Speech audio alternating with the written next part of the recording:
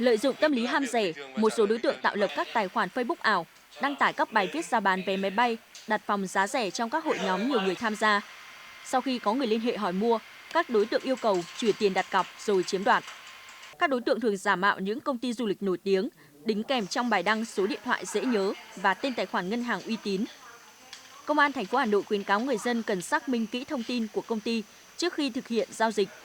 Khi phát hiện dấu hiệu lừa đảo, người dân cần trình báo ngay với lực lượng chức năng, chia sẻ qua mạng xã hội để phòng ngừa, ngăn chặn hành vi lừa đảo lan rộng.